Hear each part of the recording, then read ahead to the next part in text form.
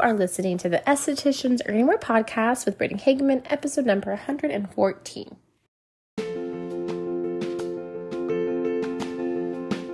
Welcome to the Estheticians Earning More podcast.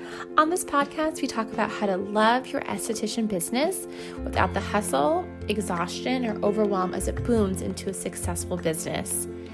I teach simple ways how to approach your business that gives you your life back while still growing a profitable business. I grew BLH Beauty in San Diego to a 6-figure business, and I learned a lot along the way, which I'm excited to share with you here. So let's get started. Do you want to make $100,000 revenue in your esthetician business? If so, I would love to show you how. I want to invite you to coach with me in my one-to-one coaching program. It's completely customizable. The way that it works is we sit down and figure out what you've been doing in your business that hasn't been working, and then make a very specific plan that I help you follow over the course of 6 months to get it done. We meet weekly for 30 minutes and discuss exactly what went well that week and we're going to do next week, whether it's your pricing needs to be raised, or you need to have boundaries with your clients, or if you need to learn how to sell skincare, or you need to niche down and you're doing way too many services and not making money, or all of the above. Whatever the issue is, whatever the reason is you're not making money, we'll figure it out together and we will grow your business into a really profitable business that's sustainable, that you love, and that really helps people. I cannot wait to be your coach and to work with you. To learn more, go to the link in the show notes. And with that, on with today's episode. Hi, how are you? Happy Friday. I'm good. I'm still sick. I think I even sound more sick than I did last week. I have a really bad cough, but I feel fine. But I'm really excited because when you're listening to this episode, I will be in or on my way to, depending on what time of the day you're listening to it, Los Angeles, to go and see Taylor Swift at the SoFi Stadium. If you're going, send me a DM. I mean, I don't have good seats, but I don't really care. This will be the 4th concert of hers that I've been to. I'm a huge fan of hers. I have been for as long as she's been, mainstream. I was thinking about it and looking at her albums, things like that. So I've been a fan of hers for about 20 years, which is wild. I have been waiting for this since they announced there was a tour and we got our tickets, and I'm flying all the way across the country and kind of having a whirlwind of a few days and seeing a bunch of my friends in San Diego, family in San Diego, meeting babies in San Diego, and then flying back home. So I'm really excited. Hopefully I'll be feeling better by Friday. Anyways, on to today's episode. So today we are going to talk about being a people pleaser and being an esthetician. And this is something that I have found to be a consistent quality of a lot of my clients. So if you've been following me on Instagram, you may have found that I've been doing reels, script reels essentially, and people like them, so I'm definitely going to keep doing them. But I usually do them from a people pleaser perspective. How many P's can you say in once, right? Not all of you, not all the people that are listening to this, not all the estheticians out there are people pleasers, which is amazing. Fantastic. I'm so proud of you if you're not. If telling a client no does not faze you, or you don't like the awkward conversation or with your disappointment, whatever it is, but you're it's fine. It's part of your job, part of your business. You just kind of go with it. That is I've met some of you amazing people, but the majority of you, from my experience, this is my experience. Doesn't mean I have no statistics on this. And also just knowing estheticians in the wild from my friends, right, that I've met in the industry, as well as myself, is we tend to be people pleasers. And we kind of get into the industry because people pleasing goes hand in hand with helping people. So if you like helping people, a lot of times you're also a people pleaser. So I really want to talk about what that is, what that means for your business. Because again, some of the things that people have been asking for in these requests for videos or kind of feedback from these reels that I've been making is they're like, well, you're not giving a solution based on after saying no. And I'm definitely happy to add that to the videos. But what I have found consistently with my clients is they need help saying, just being able to actually tell someone no. They can rebook someone who tries to late cancel, but telling someone who late canceled that they have to still pay is the hard part of the conversation for them. Not necessarily they can rebook them another time or whatever. The awkwardness of saying no can be really challenging for a lot of us. So I want to talk about this because learning about people pleasing, and especially how it has affected my business, of course, in my personal life as well, has been really transformational for me and for some of my clients that I've worked with them on this particularly. I'm going to talk about a lot of generalizations in this episode. And so there may be things in here that are making generalized statements that have nothing to do with you. And I'm really sorry about that. Like, that is not my intention to overgeneralize or make blanket statements or anything like that. However, these are some trends that I've noticed, and I want to help you if this is something that you're like, yes, this is really hard for me. I'm a people pleaser. Okay, so when I first heard people talk about people pleasers in the business environment, the first kind of people I heard to talk about it was Amy Porterfield. She's an online marketing expert, and she teaches like how to do digital courses and things like that. And then after learning about her and listening to her podcast, I got introduced to Brooke Castillo, who's the founder of the Life Coach School, which is the life coaching that I've learned from, and listened to her podcast, which is also great. And I've heard them both say, I think this came from Brooke initially. I don't think Brooke came up with this, whatever. I don't know who came up with this concept, but she likes to say that if you people please, that you lie. And I found the definition liberating and really frustrating. It didn't sit super well with me in the sense that when I was people pleasing, telling myself I'm lying, it didn't help me get out of the people pleasing cycle that I was in, whether it's business or personal. So I've never used that as a form to talk to my clients about people pleasing. I think calling someone a liar or insinuating someone's lying can be really unhelpful. So like basically the way that Brooke explains it is like, if you say yes to doing something you don't want to do, you're lying to that person, which is true, essentially. We could argue that, right? But that is true essentially. But that's not particularly helpful to me. And I'm assuming it probably isn't that helpful to you, unless it is. If it is, you're welcome. If you're like, oh, I needed to hear that, great. Take that and run. But in today's episode, and what I want to talk about with you particularly is people pleasing. And this is backed by studies that they have been doing, like researching people and behaviors and relationships for the past 30 years, basically since, I was a kid, which is like, I'm like, how much of my peers did they research as they learned all this stuff? Is that people pleasing is actually a coping mechanism. It's also called fawning. So I'm sure you've heard of fight and flight, right? Those are the ones that we've talked about, forever, right? We're essentially back again. If we're back to the cave days, how I like talking about the cave days. If we were being attacked by a predator or intruder or whatever, we would either fight that intruder or we would flight. We'd run away, right? And these are just survival instincts that we have to cope with something that we have determined is a threat to our safety and maybe our life, right? That's where it came from initially. And then safety has also expanded from like those ancient days where safety was literally like surviving physically to the next day. And safety now, not to say there isn't a physical safety thing still to this day, 100% in abusive relationships, that definitely has a huge part of it.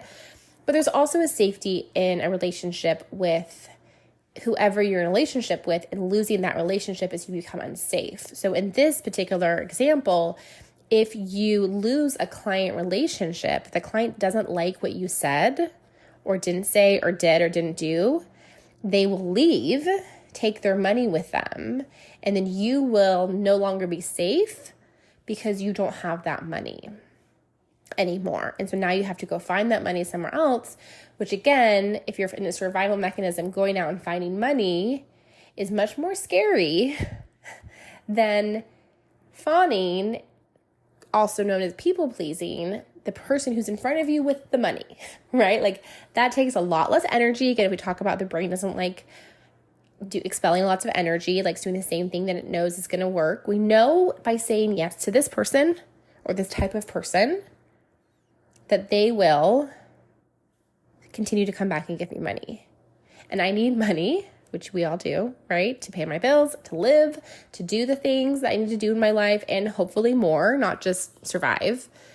So by telling this person no, there is a threat to my survival. That is what's happening in your brain and in your body. Like if you think about when if you're a people pleaser and you're in these situations, what physically you feel in your body when you even think about telling the person no. Like the anxiety, the stress, the tension, the fear, the upset stomach, headache, I don't know, however it physically manifests for you. For me, I know it's like a clenched stomach, like sweaty hands. Maybe my face turns even red because I'm just kind of embarrassed about having the conversation. And you can also fight, flight, and fawn, right? So you can flight by also like ignoring the person and then saying yes, which is both flight and fawning.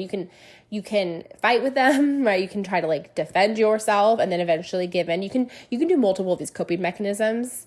It doesn't have to be one or the other. But the fawning has been more studied recently and talked about recently, and I have found it to be really helpful. So going back to the original example of you, the people pleaser, the fawner, is saying yes to survive when someone is doing something, asking you to do something that you don't want to do. So maybe you've decided in your business that everyone who comes to see you is going to buy your skincare. Like that was something that I decided in my acne business. I'm not saying you have to do that. That was just a decision that I realized was the best for my clients in my business. People got way better results. And whenever I kind of did it the other way, it was always a disaster. So I just decided. I decided I was going to tell people that. And I decided that if they didn't like it, I would have so much respect for that and not try to argue with them or get defensive or anything, and just wish them well and hope that someone else will come in their spot. So if you have made a decision like that, let's say you also have decided this, and now someone has come in, you like this person, this new person, or maybe it's a client you've had in the past. I didn't make my previous clients adhere to this. There's only new clients. So the new person comes in, you like them, and they tell you they're not going to buy any skincare. They're just going to buy a cleanser, right? They always just like to buy a cleanser or a moisturizer. You know, have you noticed that? I'm just going to buy a cleanser. And you're like, oh. Instantly, that dread, right? That like, I decided that this is what I was going to do. And now this person is telling me, no, they're not going to buy the whole line I recommend for them. They're only going to buy a cleanser. So now I have to decide if I'm going to survive in my business by saying, okay, that's fine. If you don't buy a cleanser today, we can talk about more products another day. Or you're like, I would love to, you just get the cleanser. It's not what we do here. And you explain why, with the risk of that person being like, okay, and not rebooking and never coming back. You've just lost that money and you will no longer survive is what your brain and body is telling you. So to do that, if you have been a fawner, if you have been a people pleaser since a child, which I would expect that to be true for you if you are a people pleaser, to be able to make that leap from, oh, that's fine, just a cleanser's awesome, you'll love it, don't worry about it, to, oh, I would love to, but that's not what we do here, la la la la. That's a lot of energy. That is not an overnight process. That is a lot of work. That's a lot of rewiring your brain. And so if you're watching my videos, my reels about this, and you're like, I want to do this, and then you go to do it and you don't do it, please don't beat yourself up. Just tell yourself, oh, yes, my brain does not want to do this because it thinks we will not survive. I just want you to tell yourself that and comfort yourself, because that's the first step to changing it.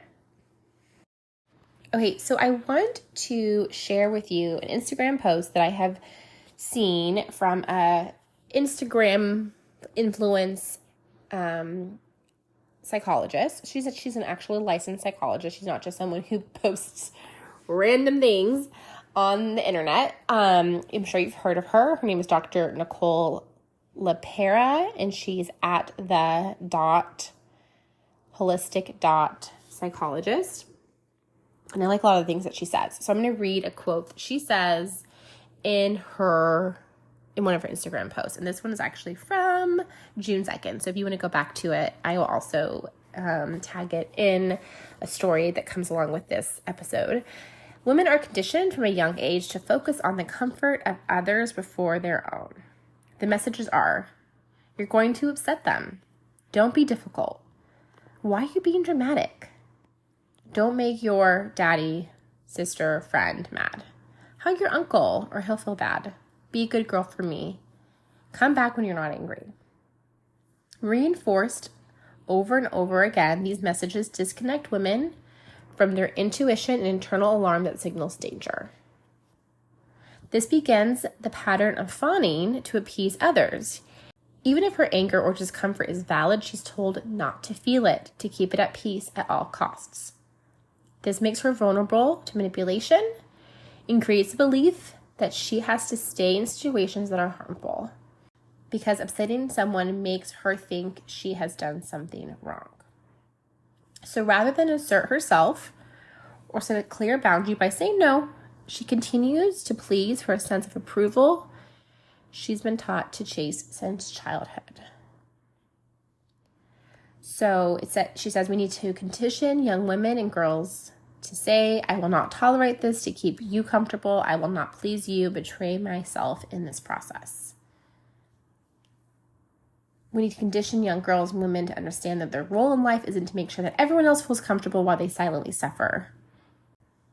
When she's labeled as difficult or rude because she values her intuition and her own limits, she breaks a cycle for every woman that comes after her, and she creates a safer world. Whew. I know. It's like a mic drop. And that's why I always say when you tell someone no, you're allowed to just tell someone no without an explanation. I want to definitely go over that in more detail another episode, and I will. But I think, especially in a business situation, I think that's definitely 100% more important in a personal relationship. In a business relationship, to quote unquote be good customer service, I think it's important to have clarity of why you're saying no, give them a very specific reason, being very consistent in telling everyone no, and then having empathy for them and their situation while still telling them no, right? It's still a no, and I'm going to be clear about why, consistently telling everyone no for this. I'm going to have empathy that this totally sucks, right? But you still tell them no. You can totally say it without bashing them, insulting them. I think we've been taught also as children, at least I know I was, if someone tells you no, it's a bad thing and they're a bad person, and the way they say is also very bad. No, a toddler no. Very cold. And also, I'm not saying we have to be warm to tell people no. I definitely don't want to perpetuate that. But again, in a business situation, to be professional, you can be very clear and just say, hey, no, we don't do that. I know it sucks. We don't do it, right? That's not what we don't do that here. Fortunately, that's not how it works here. You don't have to go into a super fluffy way that I kind of like to approach it. Because again, I'm a recovering people pleaser, so it makes me more comfortable. I know that it makes the situation easier on everybody, but it makes it easier for me to stick to and be consistent with my no's, if that makes sense. Because that's really my goal, is to be consistent myself. So I know to be true in my own personal experience, is when I tell people no in a very loving but clear way in my business, whether it's this business, esthetician business, or my acne business that I had when I was in San Diego, I've gotten feedback, whether it was months or even years later, where they said, hey, you told me no about X or Y, that I couldn't do this or you weren't doing that. And it inspired me to say no as well in my business.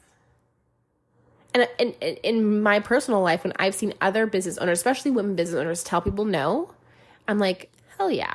If she can say no, I can say no.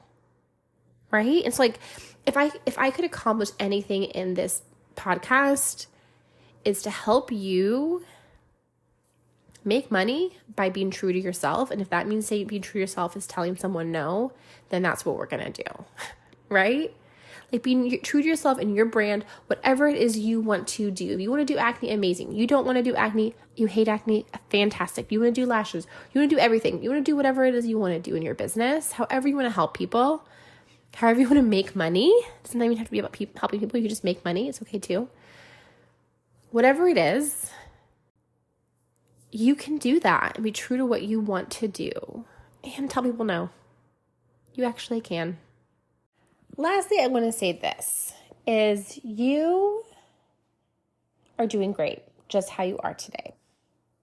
Even if you tell people yes when you mean no, right? Even if you're not booked and you're not making the money you want to make and you're sad that you have to do side jobs or whatever it is, I just want to tell you that the only way to get to where you want to go is through. The only way to learn how to build your business is to build your business. It's the only way. The only way to learn to tell people no and not beat yourself about it and feel like guilty and have all this physical and emotional pain by doing it is by practicing doing it and doing it wrong and not authentically to yourself sometimes.